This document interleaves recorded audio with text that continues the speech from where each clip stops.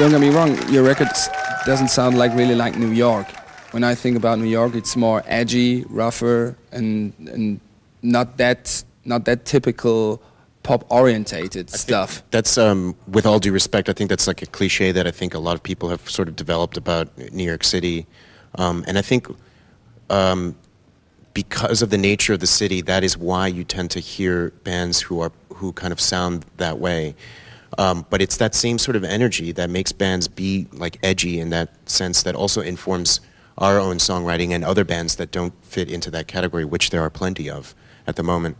And I think those are the real elements of New York City, which, you know, there is an edginess to our music, and there is a sort of spontaneity and, I guess, a richness or something like that that you could ascribe to New York City, to being there, to existing there, to working there and walking around and just having the New York experience. You just have to kind of see what really, you know, is that one thing that New York does to a rock band that plays there. And it's not always going to be, you know, sort of like clanging guitars or, you know, louder, more rough. Many people say it reminds of Joy Division, New Order parts. Let's go back to the politics. Yeah, okay. So is that really boring to get these comparisons?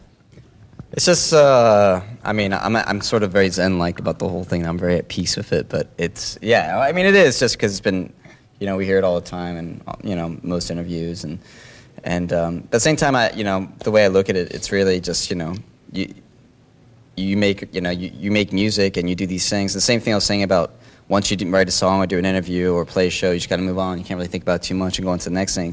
Same thing, you know, I think when you make a record, everyone has a right to say, oh, it reminds me of this, reminds me of that, and this and that, and say what they really want to say, and say anything they want about you in a way. I mean, that's just, you're putting yourself in the public eye, and that goes along with the territory. But for, I'm just basic, and for us, we don't really come from like, you know, what people might compare us to or what we might remind them of is not necessarily where we're coming from, you know. And I'm just more accepting of the fact that people can say what they want and be this way, and have, you know, this is part of like how when people discuss music, they say, oh, it reminds me of this, it's a cross between that.